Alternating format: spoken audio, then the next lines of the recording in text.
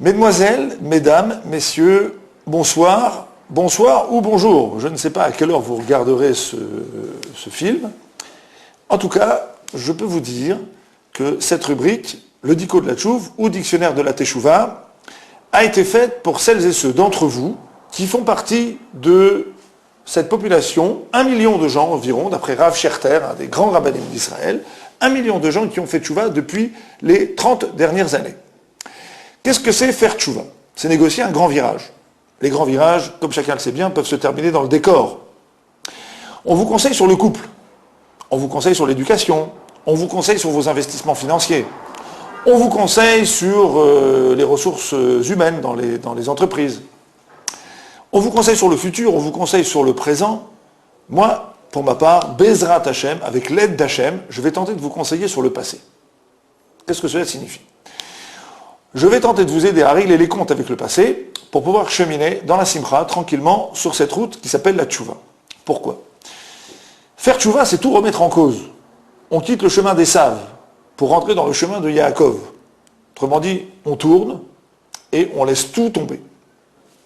Mais on laisse tout tomber pour un monde nouveau, pour des valeurs nouvelles, pour des choix nouveaux qu'on ne maîtrise pas, choix pour lesquels on n'a pas été éduqué, pour lesquels on n'a pas été préparé. Prenez par exemple quelqu'un qui maintenant doit se marier et doit vivre selon les lois de pureté familiale. Si toute son éducation a été basée sur l'hédonisme occidental, on peut parier que ce virage-là ne se fera pas sans quelques remises en cause et parfois même sans quelques crises. Comment négocier? Comment négocier ces virages? Comment ne pas se retrouver dans le décor? Comment avancer avec joie dans une route qu'on ne connaît pas? Tenez par exemple les gens qui, avant de se marier, font tchouva et tombent en désaccord, enfin sont en désaccord avec leurs parents. Leurs parents refusent cette tchouva ou ils trouvent que leur fils ou leur fille est devenu d'un coup trop religieux. Comme on dit souvent à Paris, franchement, c'est trop de religion. Et les gens se retrouvent dans des situations conflictuelles avec leurs parents. Parfois, c'est un peu moins dramatique. Il faut annoncer à son patron qu'on ne travaillera plus Shabbat. Parfois, c'est un petit peu plus complexe. Il faut expliquer à son associé qu'on n'ouvrira plus le magasin pendant Shabbat, etc., etc., etc. Toutes ces situations sont des situations qui nécessitent d'une certaine manière une adracha. La halacha, le Shulchan Aruch, le livre de la loi juive écrit par Rabbi Yosef Karo il y a de cela 400 ans, nous donne beaucoup d'indications sur la manière de nous conduire vis-à-vis de l'autre lorsque nous négocions ces virages. Il y a des halachot. Et puis, il y a aussi autre chose.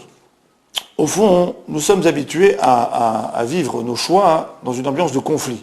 C'est-à-dire qu'à partir du moment où nous faisons un choix qui remet en cause notre relation à l'autre, automatiquement, pour faire avaler la pilule, nous avons tendance à aller dans le sens du conflit. L'objet de la rubrique aussi sera de vous faire découvrir les voies du shalom. Car sachez-le, il n'y a pas de tchouva sans recherche du shalom. Il n'y a pas de tchouva sans relation reconstruite et sans relation paisible avec son entourage. Parfois les parents s'opposent, parfois le conjoint s'oppose, parfois les enfants s'opposent. Ce sont les parents qui font tchouva et les enfants ne comprennent pas la tchouva des parents. Les enfants ont été éduqués jusqu'à l'âge de 8 ans, 10 ans, 11 ans, dans une efkéroute, une liberté de mœurs totale, et puis d'un coup, le père fait Shabbat, met une kippa, devient plus exigeant sur la tsniout, la pudeur de ses enfants, a plus de demandes vis-à-vis de ses filles. C'est un virage qui est extrêmement difficile à négocier pour les enfants. Et très souvent, vers l'âge de 16, 17, 18 ans, il génère chez les enfants une révolte. Il n'y a pas de tchouva parfaite sans recherche du shalom. Nous disons, en kli marzik bracha ela shalom. Le seul ustensile qui peut contenir la bracha s'appelle le shalom. Adonai yimloch leolam vaed. La gematria de ce pasouk est la même gematria que shalom. Les Chachamim ont longtemps cherché un pasouk qui contiendrait en lui le shalom. Eh bien, ce pasouk-là, par exemple, contient dans sa gematria le mot shalom. La malchut d'Hachem, la royauté d'Hachem, ce qui est au fond ce que cherche à faire un Baal Tchouva. Qu'est-ce que c'est faire Tchouva si ce n'est de dire qu'aujourd'hui Hachem est roi? Avant c'était mon Yetzer Hara, mon mauvais penchant qui était roi. Aujourd'hui c'est Hachem qui est roi dans ma vie et je le sers. Pour qu'Hachem puisse être roi dans ma vie, il faut que même je sois Béchalom. Je dois être Béchalom avec moi, je dois être Béchalom avec mon entourage, je dois être Béchalom avec Akadosh Baruch Hu, je dois être Béchalom avec le monde. Premier exemple de rubrique que vous avez peut-être lu dans les supports écrits sur lesquels je produis cette rubrique, le couple. Il y en a un qui fait tchouva et l'autre qui ne veut pas faire tchouva, ou l'autre qui est beaucoup plus lent dans sa tchouva. À ce sujet-là, on raconte l'histoire d'un couple qui s'était rendu chez les Rav de Brisk. Le Rav de Brisk et le monsieur avaient décidé de faire tchouva, alors même que la femme avait décidé de ne pas bouger. Et ce monsieur est venu voir le Rav de Brisk pour lui demander s'il avait le droit de divorcer. Que lui a répondu le Rav de Brisk? La chose suivante. Est-ce que ta femme accepte les lois de pureté familiale? Est-ce qu'elle accepte d'aller au mikvé? Et le monsieur a répondu oui. Alors le Rav de Brisk lui a dit la chose suivante. Non seulement tu ne dois pas divorcer, mais je t'interdis de divorcer. Mais elle fume à table, Shabbat, pendant que je suis avec les enfants. Tu continues. L'histoire ne nous raconte pas quelle a été la fin de ce couple. J'ose présumer que c'était une fin positive. Mais on va commencer à réfléchir. Au fond, quand vous vous êtes rencontrés, vous êtes maintenant un couple dans lequel l'un des deux a fait tchouva. Quand vous vous êtes rencontrés sur la base des valeurs, en prenant comme valeur de base, on va dire, les valeurs de Esav. C'est quoi les valeurs de Esav?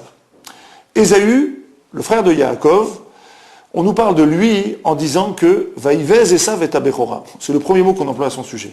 Esav a méprisé la Bechora. La Bechora, c'était le droit, la Bechora, le droit d'aînesse. La traduction du droit d'aînesse, ou plutôt la signification de ce droit d'aînesse, était que Esav avait le droit de recevoir la Torah. Il devait recevoir la Torah, il devait être le dépositaire de cette Torah, et il devait être celui qui enseignerait la Torah dans le monde. Vaïvez Esav et Abechora. Ésaü a méprisé la Bechora. Ésaü était un débauché, un meurtrier, un idolâtre. La Torah nous dit qu'un jour, il est revenu du champ et il était Ayef Veyaga, il était fatigué. Pourquoi? Il avait tué, il avait violé. C'est donc un homme totalement débauché. Plus tard, on nous raconte la rencontre entre Yaakov et Esav. Lors de cette rencontre, lorsque Yaakov revient de chez Lavan, on nous raconte que Esav a voulu voir et les femmes de Yaakov et les enfants de Yaakov.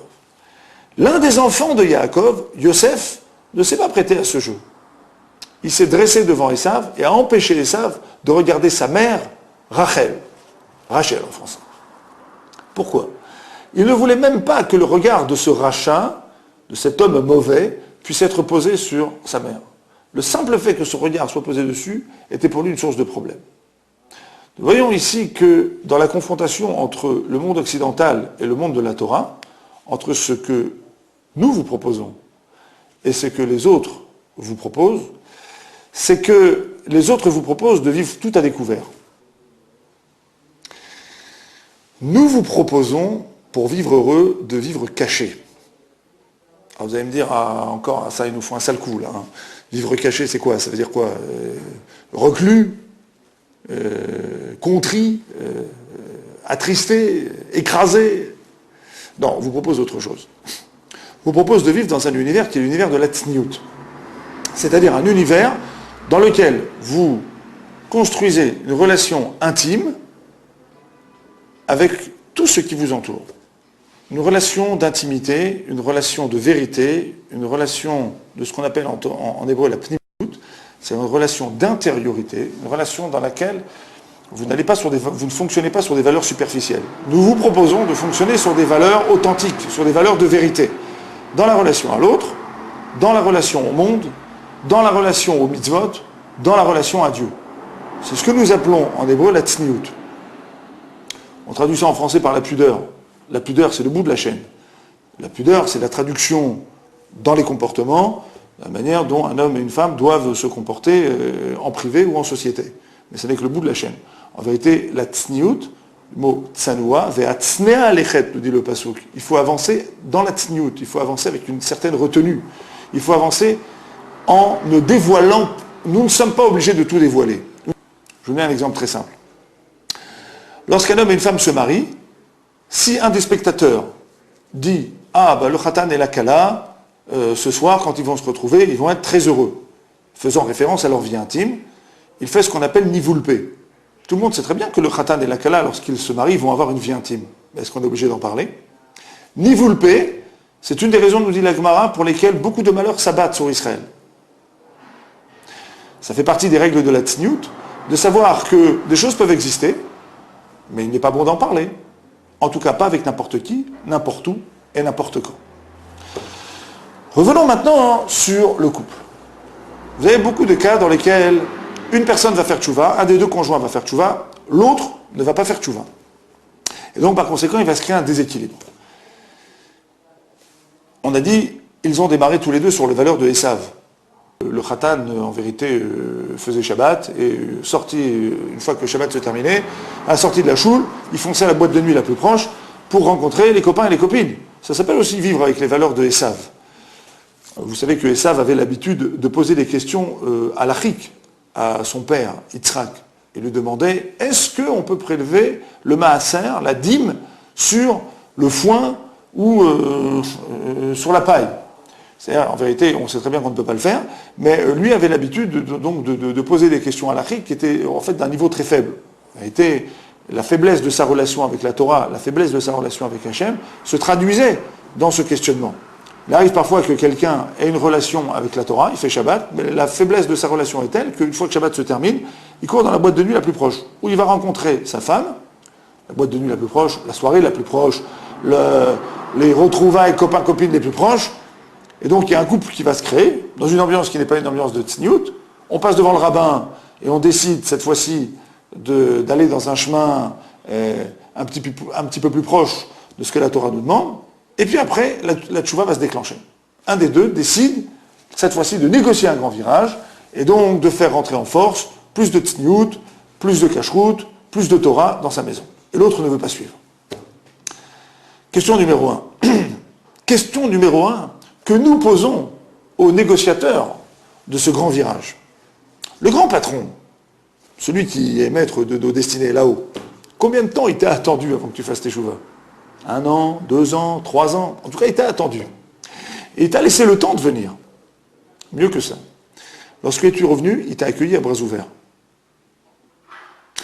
Nous disons Zekeli ve'anveu. Dans le chant que nous disons tous les jours à Zéachir Moshe, nous disons Zekeli ve'anveu. Ce Dieu est mon Dieu et je veux lui ressembler. Les Chachamim nous enseignent, à partir de ce pasouk, que nous devons nous conduire comme Dieu. Dieu est Rachoum, il est miséricordieux. Nous aussi, nous devons être miséricordieux.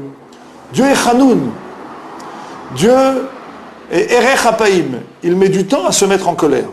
Nous devons, nous également, mettre du temps avant de nous mettre en colère. Mieux que ça, nous pouvons même faire l'économie de nous mettre en colère. En cas de doute, comme on dit, il vaut mieux être mahmir, vaut mieux être pointilleux. On n'est même pas obligé de se mettre en colère. On peut rester calme. C'est moutard. C'est une mitzvah qui est moutard. Mais particulièrement dans ce cas-là. Vous me direz, c'est un petit peu compliqué. J'ai décidé de faire Shabbat, elle en a encore à fumer. J'ai décidé de rentrer plus de tsniout, elle refuse. Oh, le cas inverse. La femme a décidé de se couvrir la tête, et le mari lui dit, mais tu es hideuse avec cette casserole sur la tête.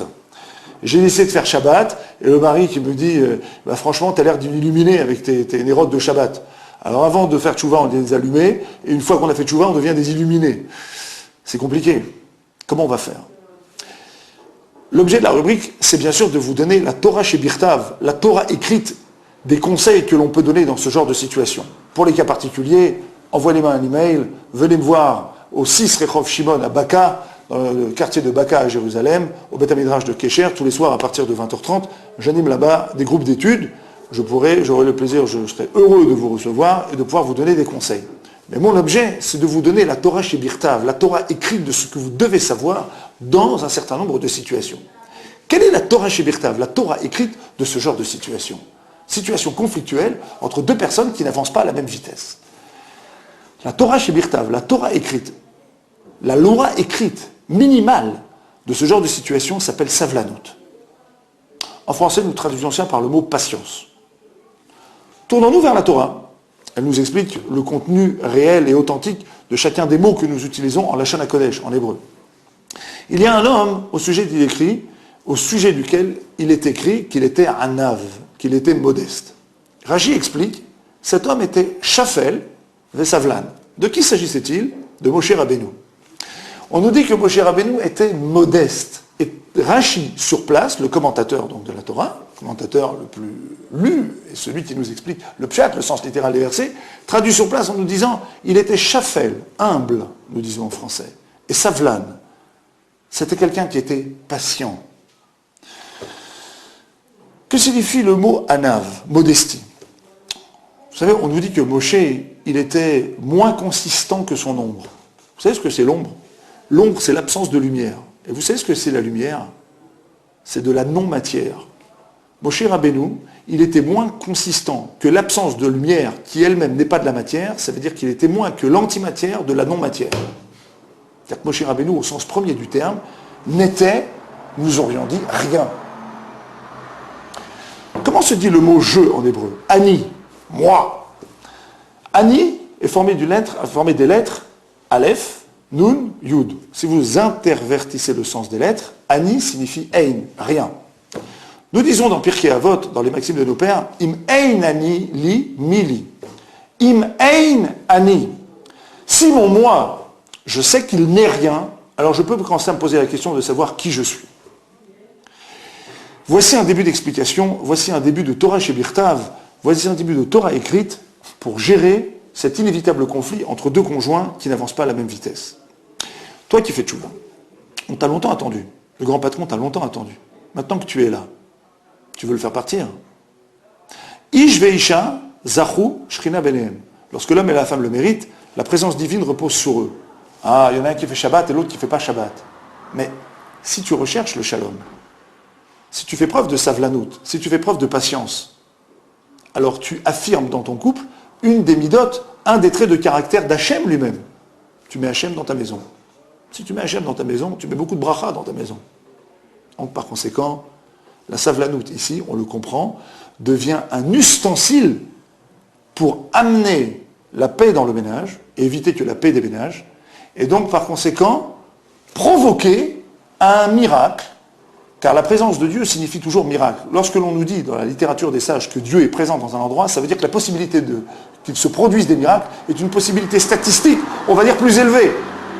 Il est possible qu'il y ait un miracle. Quel est le miracle auquel tu vas assister? Toi qui as fait tchouva en général, tu es très volontaire, tu as beaucoup de choses à dire, tu as beaucoup d'énergie, tu as beaucoup de projets, tu as beaucoup d'idées. Est-ce que tu es bien sûr que tout le monde doit cheminer à ta vitesse? Ici, il va y avoir un premier miracle. Le premier miracle, c'est que tu vas te mettre à comprendre que l'autre, il ne peut pas forcément te suivre dans ton virage. Et ça va t'aider à mieux l'accepter. Car il faut que tu saches que pour un couple fonctionne, il faut accepter l'autre. Et l'accepter tel qu'il est. Alors, tu vas me dire, écoutez, monsieur le rabbin, vous êtes gentil, mais vous êtes en train de me faire le coup de l'immobilisme. Qu'est-ce que vous êtes en train de me dire? Que pendant ce temps-là, l'autre va pouvoir s'encrouter dans ses avérotes, s'encrouter chez Esav, pendant que moi, je vais faire tous les efforts. Non. Je suis en train de te dire ici que la conséquence inévitable du calme, du sourire, de la disponibilité, c'est l'intelligence. Si toi-même tu es dans un rapport intelligent, si toi-même tu es capable de sourire, ça veut dire que tu es capable de prendre du recul. À partir du moment où tu prends du recul, tu as une attitude d'adulte. Qu'est-ce qui se passe chez l'autre qui est en face, qui lui refuse? Il va devoir se poser une question. Mon refus, il va m'emmener vers quoi? Il peut m'emmener vers le divorce. Vous croyez que c'est si facile que ça de divorcer? Ah, j'oubliais. Bien sûr.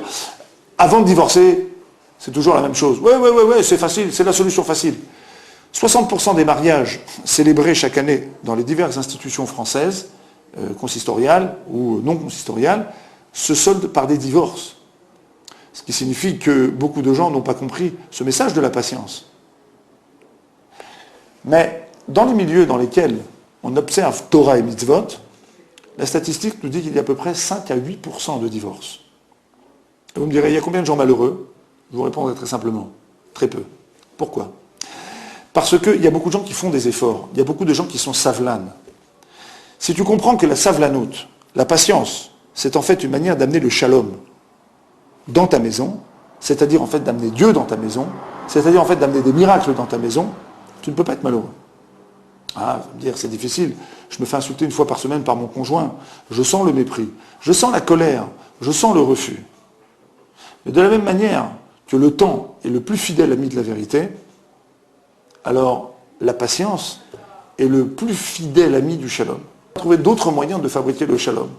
Dans un couple, dans une société, dans une confrérie, dans un endroit où les gens partagent un espace. On n'a pas trouvé de meilleure manière d'amener le shalom que de pratiquer la patience. Je vais maintenant vous faire une proposition. Vous allez me dire, monsieur le rabbin, franchement, vous êtes un peu pontifiant. Vous nous sortez des phrases toutes faites. C'est facile votre histoire. Je voudrais bien vous y voir. Alors je vais vous faire une proposition. Vous savez ce qu'on va faire? On va remplacer la savlanoute par de l'ironie, de la mauvaise humeur, des sarcasmes, ou pire encore, de la colère, et pire encore, des hurlements. Vous allez voir ce que ça va donner. Regardez. Eh ben oui, qu'est-ce qu'il y a? Voilà, j'ai fait tchouva, hein. Il y a des imbéciles qui ne changent pas la vie, comme toi, par exemple, hein, voilà. Et puis, donc on a l'air tous les deux quand ils prennent dans la rue, hein, voilà. Moi avec ma kippa et toi avec ta mini-jupe, hein. C'est un spectacle, ça, les enfants qui nous voient tous les deux, comme ça, un qui avance et l'autre qui recule. C'est intelligent, ça, hein. Tu crois pas qu'il faut faire un peu de tchouva? Ben voilà. Avant de faire tchouva, j'avais des doutes. Maintenant, je suis fixé, hein. Je sais que t'es méchant. T'es nul. Quand je vois les efforts qu'il fait David, qui se lève tous les Shabbats matin à 8h, il y va lui à la choule, hein, il l'emmène, son fils, Raïm. Toi, à 11h, t'es pas capable d'aller au petit douche. T'es un dormeur, t'es un mangeur, t'es nul. Ah, franchement, mais tu me dégoûtes. Voilà, je suis dégoûté. Je suis très... J'en veux plus de toi. C'est dégoûtant comme type. Alors si je comprends bien, après les discours tout faits, les idées préconçues, les films d'horreur, hein, on continue encore dans le préfabriqué. Hein, parce que vous avez envie de me dire. Je vais vous dire une chose. On reçoit par jour, combien? 100, 200, 300 coups de téléphone. On reçoit des centaines de coups de téléphone de gens qui nous expliquent leur mécontentement. C'est-à-dire des gens qui n'ont pas pu activer cette pompe à shalom qui s'appelle la patience. Alors évidemment, après, ils nous appellent pour gérer les conséquences de leur colère. Et donc, ce qu'on est tenté de leur dire, c'est que si on ne réfléchit pas avant, on est obligé de réfléchir après. Alors pourquoi on est arrivé jusque-là? Faire preuve de patience, on l'a dit, c'est la meilleure fabrique de shalom. Alors maintenant, vous allez me dire, vous êtes adressé ici à celui qui fait tchouva, c'est-à-dire à celui qui amène Dieu dans la maison. Et celui-là, hein, c'est à lui que vous êtes en train de dire qu'il faut se calmer, qu'il faut parler doucement, qu'il faut être patient. Et l'autre en face, il va s'encrouter dans l'immobilisme. L'autre en face, il faut qu'il comprenne une chose. Plus de Torah dans sa maison, c'est un époux plus fidèle. Une épouse plus fidèle. Plus de clarté, plus de lumière, des enfants mieux éduqués, un avenir plus serein. Il faut se rappeler d'une chose. La vie, elle n'est pas faite pour regretter les occasions manquées. On sait aujourd'hui, comme je vous l'ai dit tout à l'heure, que plus de 60% des gens divorcent dans les 5 à 10 ans qui suivent le mariage. Ces divorces ont créé aujourd'hui une nouvelle race d'individus, une nouvelle race de structures familiales qui s'appellent les structures monoparentales. Alors il faut dire à l'autre en face, ne profite pas de la patience, ne profite pas de l'abnégation, ne profite pas de toute la gentillesse, de toute la sérénité que l'autre en face essaye de faire rentrer dans la maison. Toi maintenant, il faut que tu réfléchisses. Tu as en face de toi une occasion inespérée. Avant, tu vivais dans le chemin des saves. C'est vrai, quand l'autre a tourné, il n'a pas mis son clignotant. Il ne t'a pas prévenu. Et alors, qu'est-ce que ça peut faire? Est-ce que dans la vie professionnelle, on ne passe pas au moins par 3 ou 4 occasions de se reconvertir? Ici en Israël par exemple, en général les gens changent de métier au moins 2 à 3 fois dans leur vie. C'est vrai pour la parnassa donc, on est prêt à changer. On déménage combien de fois dans la vie? 1 fois, 2 fois, 3 fois? On déménage. Qu'est-ce que c'est la tchouva finalement? Sinon un déménagement. Avant, tu vivais sur les Champs-Élysées. Maintenant, tu vis à Jérusalem. Ou en tout cas dans l'idée de Jérusalem, dans une certaine idée de Yerushalayim. Cette idée, c'est une idée de Gdusha. Cette idée, c'est une idée de sainteté. L'idée de la sainteté, c'est une idée simple. C'est que maintenant, tout ce que tu faisais avant, dans une ambiance d'interdit, dans une ambiance peut-être parfois de débauche, ou tout simplement une ambiance de laisser aller, tu vas maintenant le faire dans une ambiance de simcha, dans une ambiance de joie. C'est-à-dire dans une ambiance où tu ne vas pas seulement profiter au niveau physique de tous les plaisirs de ce monde, tu vas aussi profiter au niveau psychologique, parce que tu vas vivre dans une ambiance de shalom. Et tu vas vivre aussi dans un univers qui est l'univers de la Neshama. C'est quoi l'univers de la Neshama? La Neshama, c'est un bout de Dieu qui a été posé en nous, c'est-à-dire un bout d'éternité qui a été posé en nous. Ce qui signifie que lorsque tu partageras des instants avec ton conjoint, ce conjoint qui a fait tchouva, et que jusqu'à présent tu avais du mal à suivre, eh bien, petit à petit, tu vas découvrir ce que signifie mettre de l'éternité dans son quotidien. C'est-à-dire que tu vas découvrir que le plaisir, ça peut être quelque chose d'infini. Ça veut dire que tu vas découvrir que la joie, c'est quelque chose qui n'a pas de limite. On a posé la question une fois à un prix Nobel, un Israélien. On lui a dit, tu as reçu le prix Nobel. Quand tu as reçu le prix Nobel, qu'est-ce que tu as senti? Il a répondu, j'ai senti une grande joie. On lui a demandé, mais à la seconde qui suivait, qu'est-ce que tu as senti? Il a dit, j'ai senti un grand vide. Bien sûr.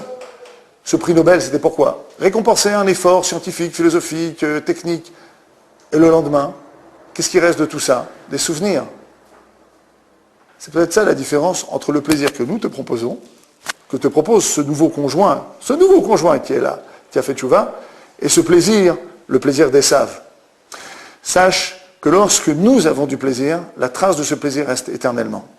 C'est un plaisir éternel que nous te proposons. Car en plus du fait que tu seras heureux, tu auras aussi la possibilité d'accomplir une mitzvah, des mitzvot, et donc par conséquent, plus tard, dans un autre univers que nous appelons le Olam Haba, de profiter de ce que tu as fait ici. Mais tu n'as pas besoin d'attendre d'en arriver là. Même avant, bien avant, tu verras les conséquences de ce choix. Je vous l'ai dit, 5% de couples de Torah divorcent. Je sais ce que vous aurez pu me répondre. Et combien de malheureux par derrière? Non, non, non, non, non, non. Quand on fait un effort, on investit.